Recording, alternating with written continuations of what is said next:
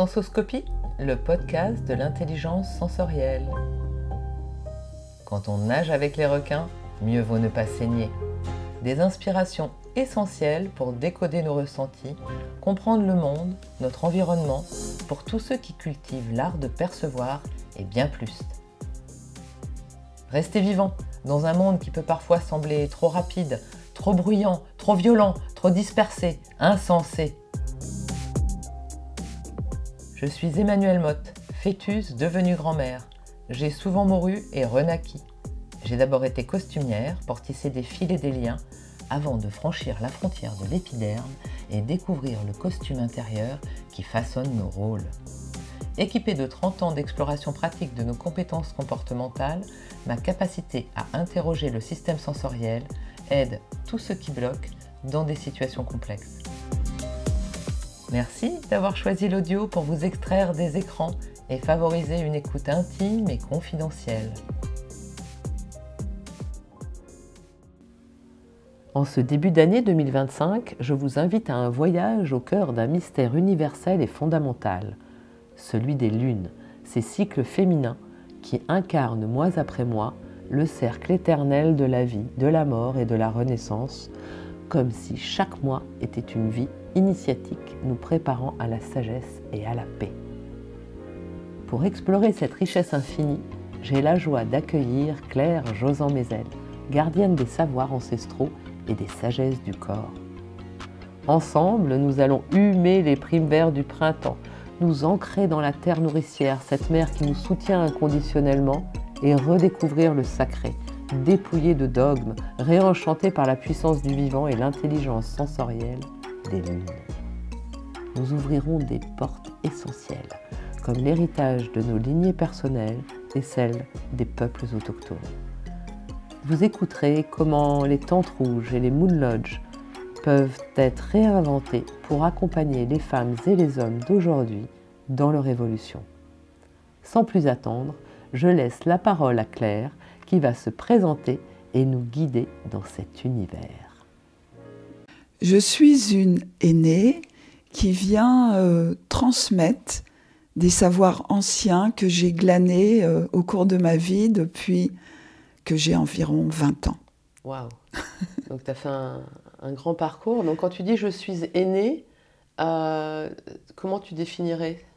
Alors, quand pour moi c'est important de parler du fait que je suis une aînée, ça veut dire que non seulement j'ai acquis un savoir, mais en plus je l'ai expérimenté dans le corps. C'est-à-dire qu'on fait la différence entre ce qu'est le savoir, on le sait intellectuellement, et après ce qu'est la connaissance, c'est-à-dire comment on va l'intégrer dans notre corps qui est notre outil de transformation. Okay. C'est un savoir qu'on intègre dans le corps, par le corps, à travers le corps. Voilà. Et donc, cette connaissance, c'est comment, avec la connaissance, on revit avec connaissance. Super. On reviendra un peu plus longuement sur ces histoires de savoirs ancestraux et de connaissances. Mais avant d'arriver à l'aînée, tu as été une petite fille. Et donc, je t'ai demandé d'amener une photo de toi quand tu avais 8 ans, 7-8 ans. Oui, j'avais 8 ans. Adorable cette petite photo. Alors parle-moi de cette photo. Regarde-moi cette petite fille, replonge avec elle dans les sensations de l'époque, l'environnement de l'époque. C'était quoi les empreintes sensorielles si tu la regardes dans les yeux, si tu te connectes un peu à sa perception, sa sensibilité, ses émotions, ce qu'elle avait dans la tête, dans le cœur, dans le corps, comme tu disais. Alors, tu me dirais quoi? Cette petite fille, là, elle a 8 ans. Et à chaque fois que j'ai tenté de trouver une photo, j'étais toujours avec un bébé dans les bras, parce que j'avais un petit frère, une petite sœur, puis après, je suis vite devenue tante. Donc, cette petite fille, là, j'ai pris la photo parce qu'on était à la campagne. Et comme je suis native du printemps, je me souviens toujours de m'accroupir dans le jardin et d'humer les primes verts. J'avais vraiment une sensation déjà de reliance à la terre. Mais c'était vraiment très, très, voilà, très fort. Et je pense que ça s'est inscrit en moi pour, enfin, on va développer ça un petit peu plus tard, quand j'ai eu cette connexion justement avec les spiritualités autochtones et le rôle de la femme qui est, voilà, qui est porteuse de vie, qui est reliée à la vie et au vivant, et qui est surtout soumise tous les mois à ce cercle vie, mort, vie. Hein, c'est énorme d'être une femme. Et donc, cette sensation du vivant, de cet élan vital du printemps qui arrive, hein, surtout, voilà, quand je fêtais mon anniversaire et qu'on passait toujours les vacances de Pâques dans cette maison de campagne, c'est cette petite fille-là dont j'avais envie de parler aujourd'hui. Voilà. Et elle est, en tout cas, quand tu la regardes, c'est très très vivant en toi.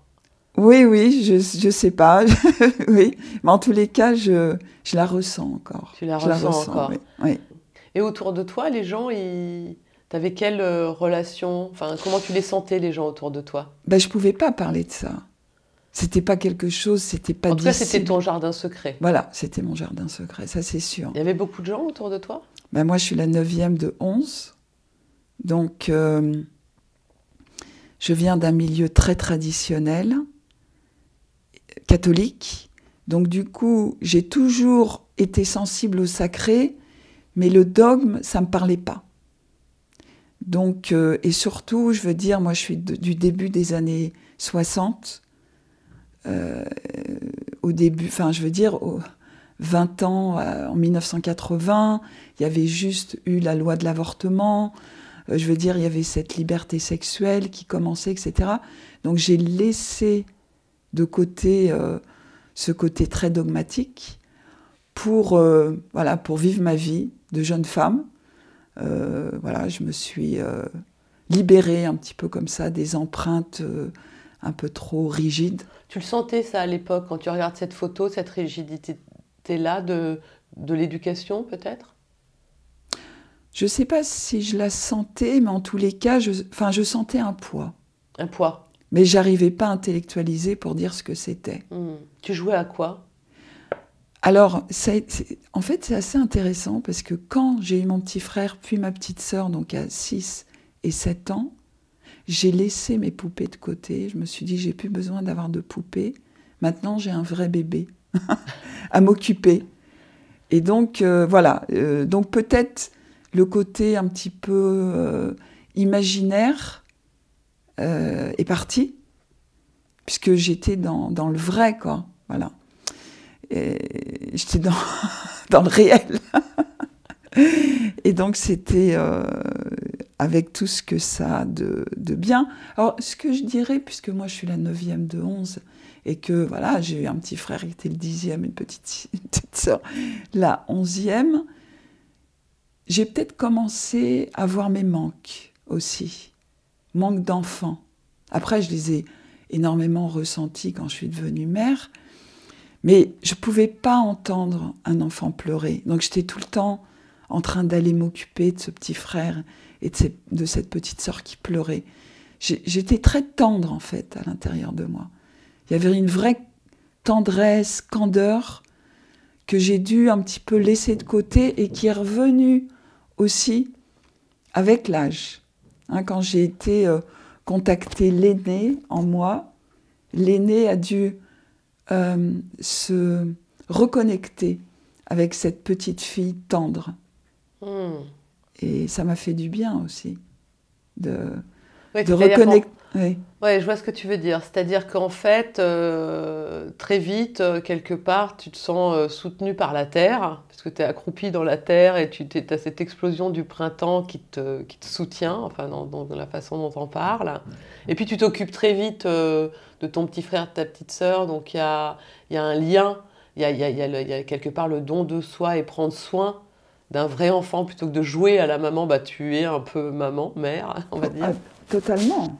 Je suis devenue mère assez rapidement, en fait. Ouais.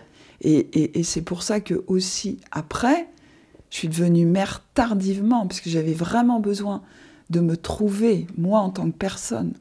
Parce que quand on est 11 enfants, on est forcément dilué dans le groupe. Et à 21 ans, je suis partie vivre d'abord 2 ans en Angleterre, puis après 5 ans en Espagne. Et c'est là où le sacré et le corps sont revenus à moi et où j'ai vraiment commencé à pratiquer le yoga très assidûment. Donc ça a commencé par le yoga que tu as rencontré comment? Alors en fait, déjà à 20 ans, j'avais fait un stage où j'ai eu une ouverture par mon maître de stage aux philosophies orientales. Et j'ai commencé à pas mal lire. Et c'est vraiment en Espagne où là, j'ai connu le yoga. Et là, ça a été... ouais, je me suis dit, ça y est, ça y est. Le sacré est revenu en moi, sans les croyances. Ok. Et j'en avais besoin de ça. J'avais besoin de cette ouverture par le corps. Par le corps. Il y a eu d'autres connexions qui t'ont aidé à reconnecter à ce corps sensoriel? La lune. Parce que j'habitais dans le sud de l'Espagne. Et là, j'ai eu une connexion très forte à la lune, surtout que j'habitais sur la Méditerranée. Et quand il y avait la pleine lune, c'était juste magique. Ouais, la magie de la lune. Ça m'a... Et comment cette lune, justement, j'ai senti combien cette lune avait un impact sur moi, sur ma psyché, et combien me connecter à elle, ça venait aussi réveiller mes passions. Ce qui t'animait, en fait. Voilà. Oui. Les influences, comme on appelle les règles, les lunes, ce qui te règle, bah, c'est aussi le mouvement des lunes. Tout à fait ces liens-là, à ce moment-là. Voilà. C'était évident que je ne pouvais faire que ce qui faisait sens pour moi. Voilà. Déjà, cette espèce de vérité ou cette cohérence à laquelle je devais tendre. Je ne pouvais pas ne pas être moi-même. Alors, dire que je m'étais trouvée, non. Parce que je me suis trouvée plus tard. Mais il y avait un besoin de vraiment faire les choses qui faisaient sens pour moi. Sens, justement. Ouais, qui remettait les sens voilà. Dans le bon sens, on va dire. En tout cas, que ta perception puisse s'épanouir quelque part. Voilà. Et en fait, tu vois, en anglais, il y a 2 termes pour... il y a to sense et il y a to feel.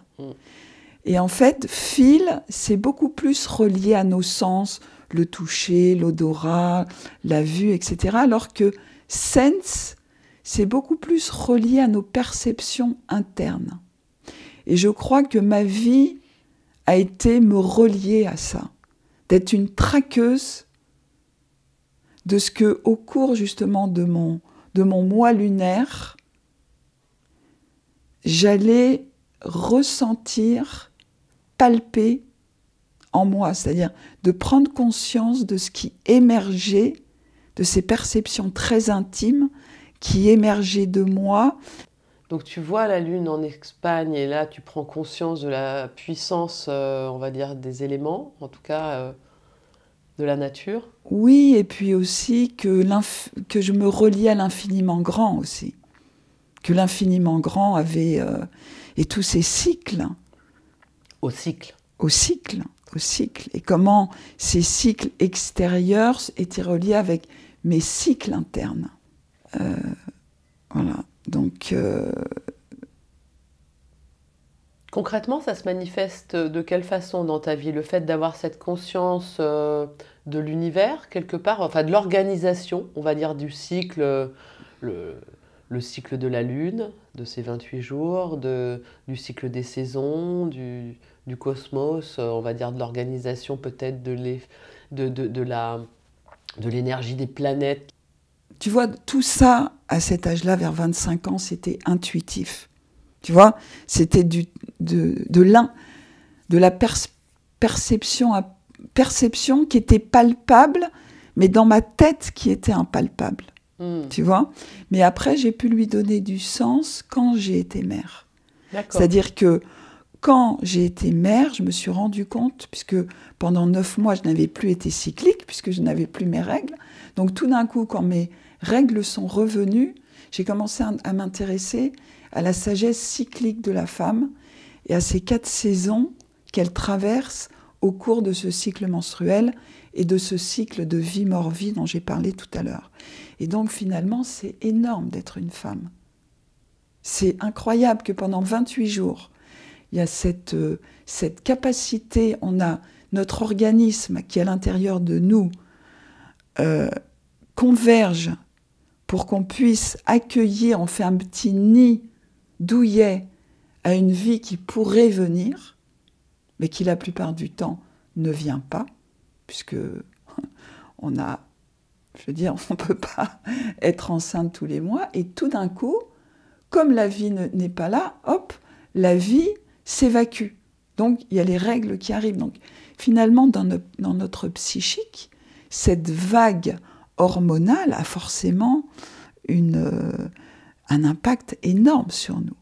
Donc, de pouvoir le vivre consciemment et de pouvoir explorer ces différentes femmes que je deviens ou que je devenais au rythme de mon cycle menstruel, ça m'a permis d'accueillir la femme complète que je pouvais être. Alors, il y a beaucoup de livres là-dessus, mais voilà, donc on est en période pré-ovulatoire, on est relié au printemps intérieur. Après, pendant notre ovulation, où on peut devenir mère, on est relié à notre été intérieur, puis après la période prémenstruelle, à notre automne intérieur, et après, pendant nos règles, c'est notre hiver intérieur. Donc, ces 4 saisons de la Terre, on les porte en nous. Et ce sont ces 4 femmes qu'on peut être, et au moment de la ménopause, où justement on n'a plus ces règles, et aussi pendant nos grossesses, on n'a plus de règles, du coup, on peut, si on a bien exploré ces 4 femmes, on les connaît, on les a intégrées en nous, on les porte, donc du coup, on peut beaucoup mieux les manifester dans nos vies. Et c'est pour ça que être une aînée, voilà, moi ça fait 12 ans que je suis ménopausée, du coup ça me permet de temps en temps, quand j'ai besoin de la jeune fille, d'être drôle, de m'amuser, de mettre de la joie dans... Voilà, elle est là. Après, j'ai besoin aussi parfois de dire quelque chose. Il y a la femme sage qui doit parler, qui doit s'imposer et qui doit aussi se mettre parfois à la place de... Enfin, tu vois, donc le fait d'avoir exploré ces différentes femmes et tout ce que ces émotions aussi ont pu surgir, elles vont m'aider, ces différentes femmes. Oui, c'est comme si tu avais quelque part rassemblé plein de facettes énergétiques entre les 4 saisons. Ça me fait penser aux 4 saisons de Vivaldi, tu vois, où tu as ces sons où tu ressens quelque part la vitalité qui est plus vers l'extérieur, vers l'intérieur. Il y a des modulations comme ça. Et c'est vrai, quand on commence à faire le lien en soi sur des disponibilités intérieures qu'on peut avoir à mener un projet, accueillir une tristesse, si on est à l'écoute de tous ces personnages un peu qui viennent presque demander leur dû, un peu. Oui, et d'ailleurs, moi, tu vois, j'ai eu ma ménopause vers 50 et à 60, ce qui s'est vraiment imposé à moi, tu vois, on parle beaucoup de la sororité à l'intérieur, à l'heure actuelle, et pour moi, la sororité, elle commence à l'intérieur de soi. C'est cette sororité entre ces différentes femmes. Voilà, bien sûr. Ça. Et je suis entièrement d'accord avec toi, parce que souvent, à l'extérieur, si ça coince si au niveau relationnel, on sent que un certain personnage ou une certaine forme d'extraversion, d'introversion, de non-sensibilité à quelque chose vient nous heurter, c'est quelque part comment on revient à soi, à quoi ça nous renvoie. comme Bien sûr, personnage. bien Tu sûr. vois, que ce soit l'enfant, la femme, l'épouse, la mère, la grand-mère. Qu'est-ce que ça vient raconter? C'est-à-dire que tout d'un coup, euh, comment elle nous parle déjà au travers d'un personnage extérieur et comment ça va nous animer, nous rendre réactives, nous émouvoir. Et c'est vrai que cette sororité, elle est déjà de faire alliance intérieurement avec toute notre histoire. Oui, parce que tu vois, quand moi j'ai été mère pour la première fois à 34 ans, donner de la place à la mère en moi, ça a été difficile. J'avais été tellement libre. J'avais voyagé, et puis j'avais envie de vivre cette maternité dans la conscience. Et du coup, lui donner de la place, ça a été difficile parce que j'avais arrêté de travailler, j'avais plus d'autonomie financière, donc c'était vraiment vers l'autonomie intérieure que je devais aller. Et donc, il a fallu que je donne une place à cette mère-là. Tu vois, le rôle d'aîné, c'est plus prendre soin de ses propres enfants, c'est de prendre soin des enfants de la terre. Et tous les enfants de la terre, surtout dans ces spiritualités autochtones, c'est tous les êtres, c'est les minéraux, c'est les animaux, c'est les végétaux, c'est tous les êtres Tous humains, les plans. tous les plans. Puisque nous sommes un seul cœur, un seul esprit, une seule âme, un seul esprit. Comment tu as rencontré les peuples autochtones? Alors en fait, c'est... donc je te disais tout à l'heure que après ma première fille, c'est vers la cyclicité de la femme que je me suis tournée. À la naissance de ma deuxième fille, j'ai fait une rencontre intéressante sur ce qu'est justement le temps des lunes, avec une femme belge qui m'a enseigné ce qu'était la Moon Lodge. Et j'ai démarré les premiers cercles de femmes autour de la menstruation, fin 99, tout début des années 2000. C'est quand tu touches... Parce que c'est vrai que quand tu vas avoir tes règles, etc., que tu es tellement fragile à ce moment-là. Faut mieux pas avoir à aller travailler à l'usine, je te le confirme. C'est très difficile. Comment on fait? Moi, j'ai beaucoup d'empathie pour toutes les femmes qui, tu vois, qui doivent travailler et qui ont des vies difficiles à ces moments-là, alors que, en plus, elles auraient tellement à apporter au monde. Selon toi, les femmes aujourd'hui qui font le choix de leur carrière, de ne pas avoir d'enfants, de prendre une pilule pour ne pas avoir leurs règles, de laisser la garde au père, ça t'évoque quoi? Alors, moi, je sais que ça n'a pas été mon choix de vie, c'était pas mon chemin de vie pour différentes raisons, parce que voilà, je peux pas, voilà, par rapport à mon choix d'incarnation, c'était mon choix, c'était mon chemin de vie. Et aussi, voilà, maintenant, je peux parler de mon chemin de vie et que je peux expliquer des choses aux femmes qui font ce choix-là. Voilà. D'où le fait que je suis une aînée, je peux en parler, voilà. Mais quand tu te rends compte et que tu étudies ce que les femmes faisaient dans les sociétés traditionnelles, être une mère n'était pas une obligation du tout. Enfin, quand je veux dire une mère biologique, de toute façon, quand tu étais une femme, tu étais mère, parce que tu t'occupais des enfants de la communauté. Ce n'est pas la mère, c'est pas les femmes qui dirigent, c'est la société est basée sur les valeurs maternelles. Le prendre soin.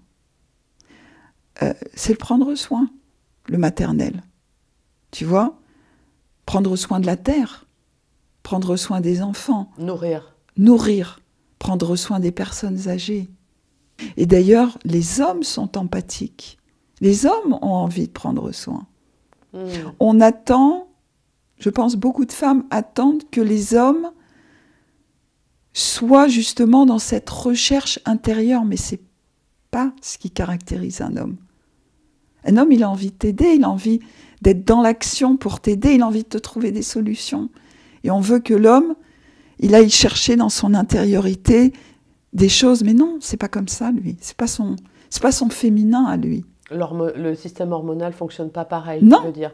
Donc tu voudrais dire quelque part qu'il y a une loi hormonale planétaire qui potentiellement vient sous-tendre tous les problèmes de société qu'on peut voir à l'heure actuelle, de posture, de transgenre, de comment vit un féminin, comment vit un masculin, des violations, des ressentis. Il y a un ajustement actuel de ces incarnations de posture, mais qu'il y aurait un masculin, enfin, comment dire, quand même des lois hormonales. Alors, ce qui est assez intéressant quand même, c'est que tu te rends compte que dans les sociétés autochtones, on acceptait totalement un homme qui se sentait femme. Et on disait même, ou une femme qui se sentait homme. Parce qu'on se disait finalement, cette personne arrive à incarner ces deux genres. Bon, il n'y avait pas d'opération derrière, voilà. Mais justement, on considérait ces personnes-là comme, je dirais, beaucoup plus complètes que la moyenne. Donc je trouve ça intéressant de le souligner. Complètement, je suis entièrement d'accord avec toi. Que ça veut dire que dans la nature, il existe de l'androgynie. Voilà, mais je pense qu'on était androgyne avant. Avant. Dans la nuit des temps. Dans la nuit des temps, c'est ce qu'on dit. Donc être androgyne, quelque part, c'est avoir un fonctionnement hormonal différent. Alors moi, je pense que même à l'intérieur de ton cycle menstruel, tu es androgyne. C'est-à-dire que quand tu es sur le point d'avoir tes règles, donc dans ton automne intérieur et ton hiver intérieur, tu es dans ta partie féminine. Vers l'intérieur. Tu es tourné vers ton intériorité. Voilà. Tu es dans ton introspection, tu vas rechercher la force. À l'intérieur. Oui, tu es plutôt dans une dynamique analytique qui te force à te tourner vers toi, ok, vers ta sagesse. Et après, quand tu es dans ton printemps et ton été intérieur, tu es tourné vers les autres. Tu planifies, tu deviens... voilà, tu t'occupes des autres, tu es dans le networking, etc. Donc, même si... l'idéal, si tu travailles pour toi, il y a d'ailleurs beaucoup de femmes maintenant qui travaillent pour elles, parce qu'elles peuvent justement vivre les différentes facettes de leur féminin, tout en ayant une activité professionnelle. Et elles arrivent à développer la totalité de leur qualité masculine et féminine en tant que femme. Tu vois, on peut devenir androgyne. Quelle est la différence entre, on va dire, un principe hormonal féminin, une femme incarnée, en tout cas femme, même si on est androgyne, dans la façon de prendre soin, et un homme de prendre soin? Est-ce qu'il y aurait une différence? Alors, je ne pense pas qu'il y ait une différence, c'est que je pense que qu'on doit donner plus de place à l'homme dans le prendre soin des enfants ou en général. Oui, c'est bien pour ça qu'il y a plein d'hommes qui ont la garde des enfants ou de voilà. femmes qui arrêtent leurs règles ou qui ne veulent pas avoir d'enfants. Voilà. Ou d'hommes qui vont aller adopter des enfants ou de couples de femmes qui vont aller adopter des enfants. Enfin, on est en train d'explorer, d'expérimenter déjà depuis un certain nombre d'années d'autres formes de prendre soin et de créer des liens.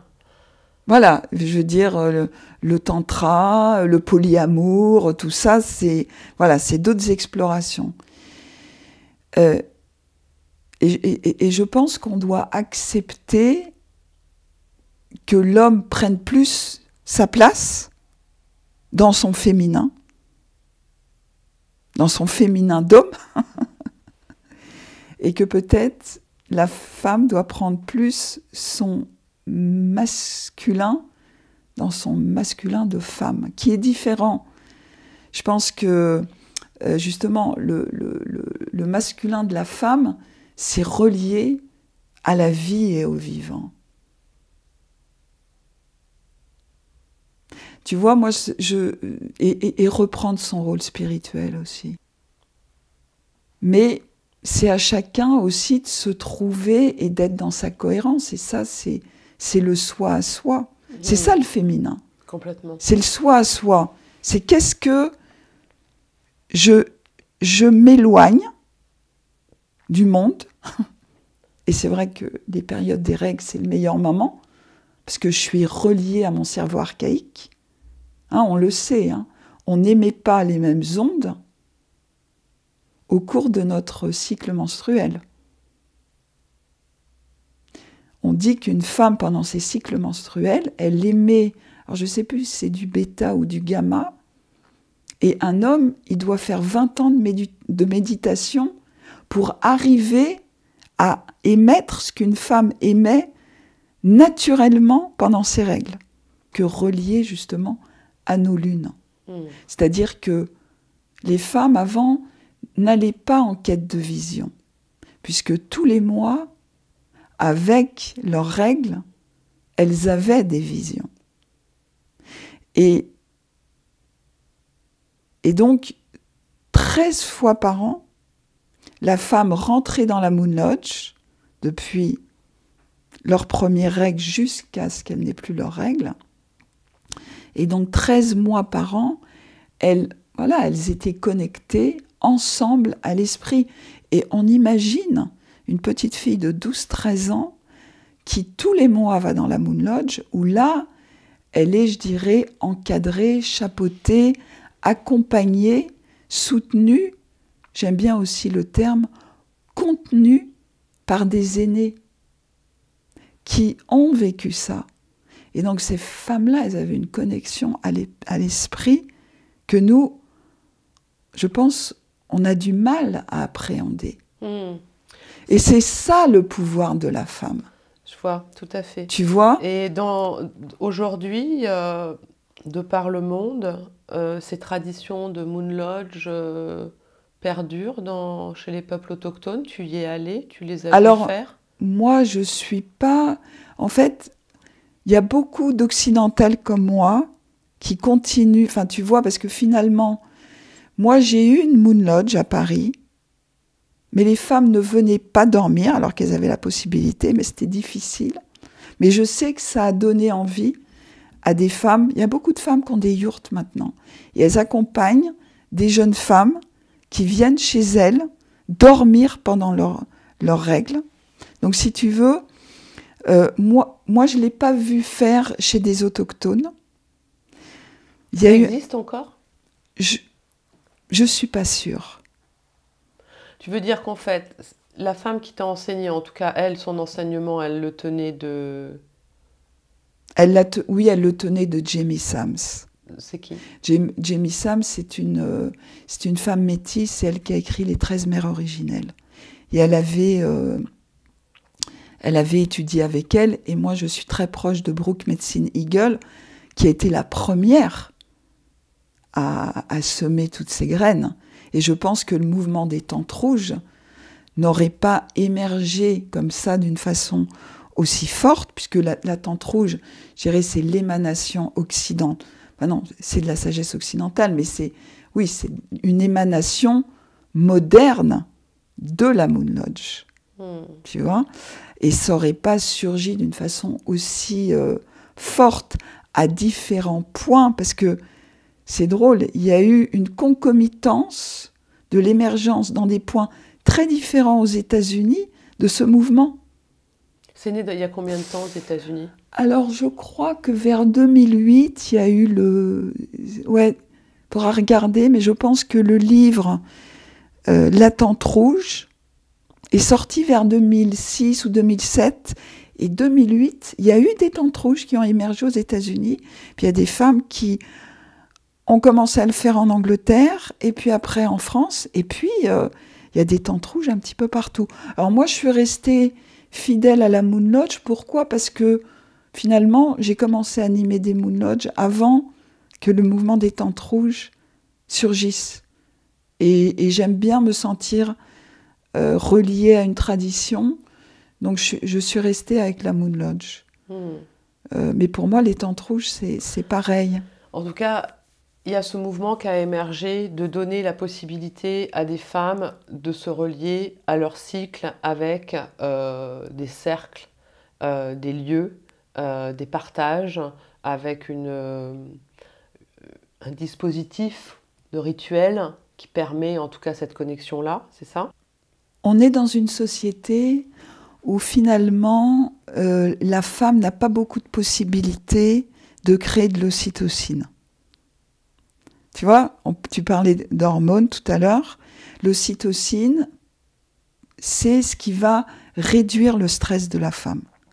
Une femme qui, par rapport à un homme, lui, il va créer de la testostérone qui va lui réduire son stress quand il a des objectifs à atteindre, qu'il les atteint et qu'on lui dit « super, bravo ».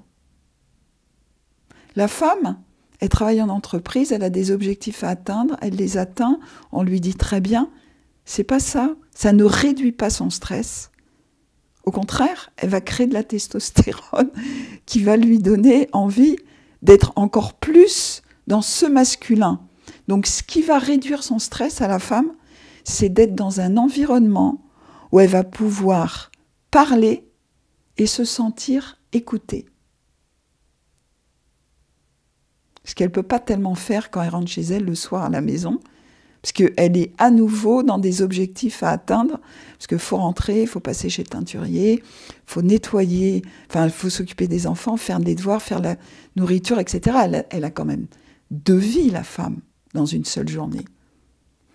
Donc le cercle de femmes, c'est ce qui va lui permettre de parler et d'être écoutée, et là, elle va créer de l'ocytocine. Donc l'ocytocine, c'est quoi ? L'ocytocine, c'est une hormone qu'on crée lorsque, justement, on est écouté, qu'on parle, qu'on est écouté, qu'on fait l'amour. Quand on accouche, on crée beaucoup d'ocytocine aussi. Et quand on fait des câlins, c'est tout cette... voilà, c'est tout ce féminin, en fait. C'est le féminin, c'est ça le féminin. C'est ça le féminin. Donc en fait, ce que tu dis, c'est que les besoins fondamentaux ne sont pas les mêmes. Absolument, absolument. Et ces besoins fondamentaux-là, on les porte en nous. Donc quelque part, ça voudrait dire que l'incompréhension entre les hommes et les femmes viendrait déjà de poser les bases que les besoins de nourriture hormonale ne sont pas les mêmes. Ne sont pas les mêmes. C'est-à-dire qu'en fait, le stress de la femme a beaucoup plus augmenté dans les 50 dernières années que le stress de l'homme. En tout cas, le féminin de l'homme, le féminin de la femme a beaucoup augmenté le stress général. Oui, c'est-à-dire que la femme, maintenant, elle prend beaucoup de choses en charge. Et en plus, on lui dit qu'il faut qu'elle sauve le monde. C'est le Dalai Lama qui dit ça. Que c'est la femme occidentale qui va sauver le monde. C'est Christian Bobin qui disait, c'est les femmes qui portent les hommes, qui portent le monde, qui portent les femmes. Ben oui. Donc ça fait beaucoup. Donc c'est pour ça que je pense que quand on a... Moi je dirais, ça a été mon chemin de vie, ça a été le travail de la vie, ça a été le travail de ma vie. Et je dirais, c'est un travail très humble. Tu vois, tout ce que j'ai fait, c'est-à-dire reconnaître toute la mémoire patriarcale que j'ai pu porter en moi, toute l'emprise que la société peut avoir sur les femmes, sur la réussite, sur... de faire tout ça, c'est énorme de faire tout ça, sans savoir qu'à l'intérieur d'elle, il y a un modèle merveilleux, exquis, qui existe et qu'elles ne connaissent pas. Pinkola Estés, elle dit, la seule façon qu'on a pour être créatif, c'est de s'éloigner dans le silence. Oui, qui a écrit Femme qui court avec les loups. Ouais. Et elle a aussi... moi, j'adore l'écouter aussi. Malheureusement, c'est pas traduit en français, mais j'adore l'écouter parce qu'en plus, c'est une conteuse mais merveilleuse. Et moi, je l'écoute comme une petite fille qui écoute tout ce qui est Blanche-Neige, tous ces archétypes dans Blanche-Neige, toutes ces... La symbolique des contes de fées. Voilà, toute la symbolique des contes de fées, mais de la femme, de l'initiation de la femme. Et donc, la femme n'a plus le temps d'être seule. Et le monde a besoin de cette sagesse archaïque qui émane de la femme quand, pendant ses règles, elle prend du temps pour elle, qu'elle fait silence, et qu'elle fait silence en acceptant qu'elle n'a rien à faire, rien à dire et rien à savoir, mais elle laisse émerger cette réceptivité active. Et c'est là, elle est dans la réceptivité. Donc ça, c'est le féminin. Mais elle est dans cette activité parce qu'elle est dans la volonté de recevoir. Elle se place... Finalement, il faut quand même être... c'est un acte de volonté, ça. Tu vois, moi, de temps en temps, je vois, il y a des femmes, elles viennent un petit peu chercher des idées toutes faites. Elles se disent, ah tiens, je vais aller dans un cercle de femmes, puis je me sens pas bien dans ma vie, il faut que je change quelque chose dans ma vie, etc. Je dis, mais vivez vos lunes en conscience. Parce que ce qui va arriver, c'est pour vous. C'est toi qui te mets dans un état de disponibilité, de réceptivité active, et ce qui arrive, c'est pour toi. Oui, c'est se relier un peu à un canal, on va dire, voilà. qui te montre qui tu es. C'est-à-dire qu'en fait, tu te relis, chez les Amérindiens, tu te relis à Wakan, c'est ce grand utérus cosmique où il y a toutes les potentialités qui sont là. Et tout d'un coup, toi, tu te places et tu te relis à ce grand tout, à toutes ces potentialités, et tout d'un coup, paf,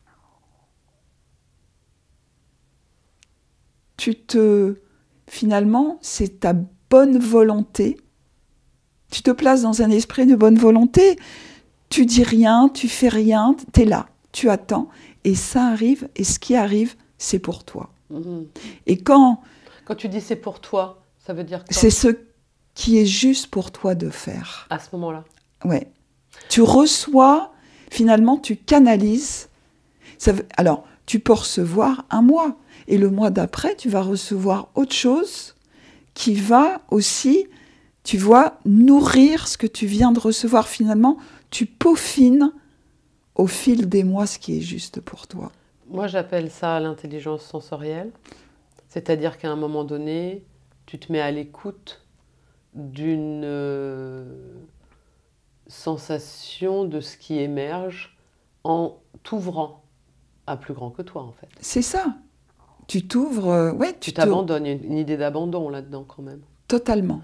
Donc pour pouvoir s'abandonner en toute confiance, sans vigilance, déjà il y a un chemin. Finalement, tu te respectes totalement. Et je crois que quand les femmes, ou à un moment donné, quand elles vont avoir leurs règles et tout part à volo, c'est que leur âme sait qu'à ce moment-là, elles auraient dû s'arrêter. C'est écouter. Tu vois, elles savent, en fait, elles se respectent à ce moment-là. Elles se respectent. D'où ça devient, toi, ton courage? Ben justement, moi je pense que le courage, il vient quand il sait que tu es dans ta vérité. Tu as une puissance qui te porte. Ouais, c'est-à-dire que tu sais que tu es sur ton chemin et qu'il y a des moments difficiles et que tu les acceptes parce que tu as envie de continuer à apprendre. Qu'est-ce qu'il y a comme signal qui peut te dire, là, même si c'est dur, tu es sur le bon chemin? quand tu commences à douter ou que les gens sont un peu perdus ou que parce que les règles ou la ménopause ça bouleverse, que tout ce que traverse une femme, comme tu l'as dit, c'est énorme, ce qui ne minimise pas bien sûr ce que traversent les hommes, mais disons que là on parle à un niveau des lunes et de ces bouleversements de vie-mort chaque mois. Le premier travail de la femme, son travail psychologique ou transgénérationnel, c'est son sang. C'est le sang des lunes et c'est son histoire voilà, de ce qu'elle porte d'un point de vue de mémoire transgénérationnelle. C'est pas quelque chose. C'est juste comment parler du sang et de comment justement se relier. Je faisais le lien avec ce temps des lunes où les femmes perdent le sang du nid et de la paroi utérine qui n'a pas fécondé. Je me demandais si on pouvait relier ça au lien du sang et de comment on peut être porteur, puisque tu parlais de cette arrière-grand-mère et de toi, pour revenir à toi, le travail que tu fais autour de l'importance de se relier à ce temps du sang, avec qu'est-ce qui nous anime aussi de nos liens du sang au travers des générations et comment ça vient influencer notre façon de co-créer des familles ou d'être en lien avec des familles, que ce soit des familles biologiques ou des fraternités. Oui, mais ça c'est sûr que moi dans mon travail personnel, le fait que j'ai du sang indien ou autochtone, c'est sûr que ça m'a influencé. Ça m'a forcément. Quand je suis allée au Pérou, je veux dire, j'avais une soif de comprendre, tu vois, et je pense que les gens m'ont pas regardé de la même façon quand je leur ai dit, voilà, j'ai du sang. J'ai du sang autochtone. Il remonte à très longtemps, mais j'en ai. C'est marrant parce que quand tu disais, quand tu étais petite au début avec la photo, que tu avais déjà cette connexion à la de terre. Posture. Oui. Tu avais déjà la posture, on le voit dans le geste, hein, souvent. Oui, alors moi, ce que je pourrais préciser par rapport justement à ce sang, tu vois, quand j'étais accroupie comme petite fille qui ressentait la terre, qui sentait les primes verts, etc., et que après j'ai connu la Moon Lodge et que on rend son sang à la terre. Les femmes s'accroupissaient et rendaient leur sang à la terre pour que cette terre devienne plus fertile aussi. Mais c'est du sang de la vie. Tu vois? C'est ça qui est important aussi. C'est de se dire que cette vie-là, elle n'a pas émergé, mais que ce qui sort de nous, c'est pas du sang de la mort. Non, mais c'est comme quand un arbre, y a une pomme que tu n'as pas cueillie, qui tombe, qui pourrit et qui renourrit la terre. Voilà, oui. C'est pas parce qu'elle n'a pas été mangée qu'elle n'a pas, qu'elle n'a pas fait son œuvre, je sais pas. J'entends, mais ce que je veux dire, c'est que souvent, on a relié le sang à la mort. Le sang de la femme, c'est un sujet qui est moins tabou qu'avant, mais qui l'a été. Je veux dire, elle a ses règles, chut, machin, enfin, c'était quand même assez tabou, tu vois. Est-ce que tu fais une différence entre le sang des règles et le sang de la Marseillaise? Bah oui, quand même. C'est pas le même sang. Bah, c'est quand même un chant révolutionnaire où on fait un peu... Enfin, je me souviens plus trop des paroles, mais bon, voilà, c'est quand même un chant guerrier. Hein. Mais est-ce qu'on serait pas des guerrières avec nos menstruations? Est-ce qu'on serait pas en train de mener une forme de... Est-ce que c'est pas une histoire? Ouais, mais c'est pour la lumière. C'est-à-dire? Pour l'avènement de la vie, de la lumière, de quelque chose. Si tu veux, pour moi, le sang des lunes, c'est quelque chose qui va nourrir la terre et aussi le fait d'être dans de se placer dans cet état de réceptivité, d'être là comme un canal, etc. C'est pas pour soi, C'est au service de la vie et du vivant. Mais Tu vois? J'entends, mais par exemple, si on prend le sang de la Marseillaise, où ça dit qu'en fait, ça te fait la louange d'aller défendre ta patrie. Donc tu défends ta terre. C'est une autre forme d'interprétation. Mais en tout cas, Ouais. on peut... Tu vois ce que je veux dire? Après, c'est une histoire idéologique. Mais on est toujours sur le sang versé au nom de défendre un territoire, qui soit féminin, qui soit... tu vois, c'est-à-dire après, c'est vraiment une histoire de représentation. Et je comprends complètement ce que tu dis, hein. Mais je pense que c'est important, quand on parle de recevoir, quand on se poste dans recevoir des énergies subtiles pour renourrir la terre, comme pour quelque part se relier à des rituels qui mettent de l'ordre dans le chaos, et que les peuples premiers, en respectant une certaine place de la femme dans ce dont elle est porteuse, si on respecte ça, ça remet de l'ordre dans une organisation de tribus, et que cette transmission-là, c'est important de ne pas la perdre de vue aujourd'hui euh, dans, dans le chaos qui peut régner dans le monde, et de comment on verse du sang au nom de territoire, et de quel territoire on parle. C'est-à-dire de pouvoir vraiment mettre en perspective ces deux consciences, puisque c'est le sang versé. Quand les femmes est rentrée dans la Moon Lodge, et qu'elles y restaient 4 jours, puisqu'elles avaient leurs règles ensemble, les hommes, à la sortie des Moon Lodge des femmes, ils venaient leur demander « Qu'est-ce que vous avez vu ?» Tu vois, on parle d'intelligence sensorielle. « Qu'est-ce que vous avez vu ? Qu'est-ce que vous avez senti, pressenti ?» Et à partir de là, il y avait des décisions qui étaient prises. Oui, bien sûr. Tu vois, ça, c'est toute l'organisation qu'on voit comme les anthropologues. Et donc, c'est ce côté-là de la femme qu'il est important de réhabiliter. Alors nous, on le fait à une toute petite échelle, tu vois, mais je pense que si collectivement ce rôle de visionnaire de la femme était enfin reconnu, respecté, valorisé et pris en compte, ben je pense qu'il y aurait des choses qui tourneraient mieux. Donc en fait, toi, ce qui t'intéresse aujourd'hui, c'est de créer ces espaces-là. Oui, et de donner, je dirais, tu vois, par exemple, moi j'ai eu besoin à un certain moment qu'on me dise « vas-y », qu'on t'encourage, qu'on m'encourage, qu'on te soutienne. Qu'on me soutienne.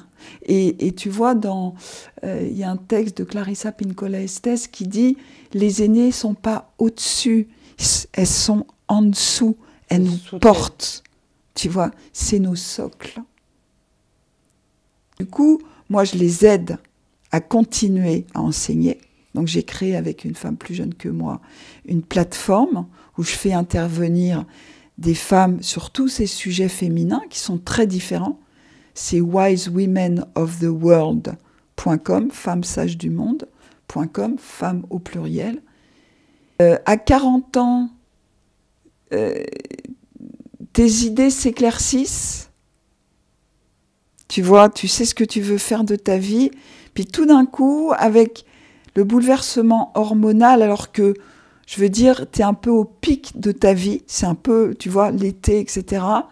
Puis tout d'un coup, ben, tu commences à être confronté par une instabilité émotionnelle, par différentes choses, etc., qui va être un petit peu différente selon qui tu es, ton histoire, etc. Parce que je dirais que la ménopause est tellement différente selon les femmes, même s'il y a des choses un petit peu...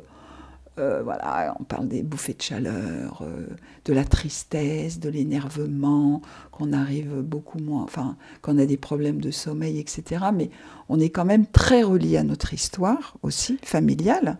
Et donc, c'est un petit peu aussi ton âme qui vient te donner un petit coup de pied aux fesses pour que tu avances et que tu ailles vraiment vers qui tu dois, enfin, vers ton chemin d'âme. Et du coup, c'est là où moi, elles viennent, les femmes, où elles viennent vers moi. Donc il y a des Moon Lodge. C'est aussi des Moon Lodge avec les femmes ménopausées ou c'est un autre nom? Non, c'est la loge de sagesse. La loge de sagesse, d'accord. Tu vois? Et donc, dans la loge de sagesse, c'est une autre énergie, c'est autre chose. Donc je veux dire, c'est tellement différent la société. Mais il y a des choses, je trouve, des valeurs universelles qui concernent les femmes et le respect des femmes et le respect de leur sagesse qui, je trouve, c'est important de ramener dans notre société. Oui, ça, je suis entièrement d'accord avec toi. C'est très nourrissant de sentir, en tout cas de sentir de quoi on est porteuse et comment on peut être utile en se respectant soi déjà, dans ses rythmes et son sang. Ouais, et que justement, voilà, c'est comme ça que nos passions vont naître et notre envie de se mettre en action, en fait. C'est notre féminin, là, si on va profondément en nous, c'est ce qui va nous aider à être dans l'action juste pour nous et pour... voilà, on va se trouver. Et c'est important. Merci, Claire. Merci à toi, merci Emmanuel. Merci. Et voilà, chers auditeurs, peut-être que cet épisode vous encouragera à explorer davantage la richesse de vos rythmes biologiques et la sagesse qu'ils recèlent. Les principes du féminin réceptif et du masculin actif ne sont pas seulement des concepts, ce sont des forces vivantes qui agissent en chacun de nous, indépendamment de notre genre. Ils nous invitent à trouver un équilibre subtil entre accueillir ce qui émerge et agir avec discernement. C'est en dansant avec ces deux polarités que nous pouvons mieux nous aligner sur nos rythmes respectifs et créer une vie un peu plus fluide, plus connectée, plus sensée, pleine d'énergie et d'optimisme. Si cet épisode vous a touché ou suscite des réflexions, je vous invite à partager vos impressions et à poursuivre le dialogue avec ceux qui vous entourent. Ensemble, en explorant ces questionnements, nous pouvons sans doute tous avancer vers une vie plus respectueuse et profondément reliée au vivant. Vous pouvez retrouver Claire sur son site Claire Josan Mézel, qui s'ouvre avec cette phrase « Le respect de la terre commence par soi-même ». Merci pour votre écoute précieuse. Je vous donne rendez-vous pour le prochain épisode de Sensoscopie le 26 janvier. Et d'ici là, bonne route vers l'essentiel.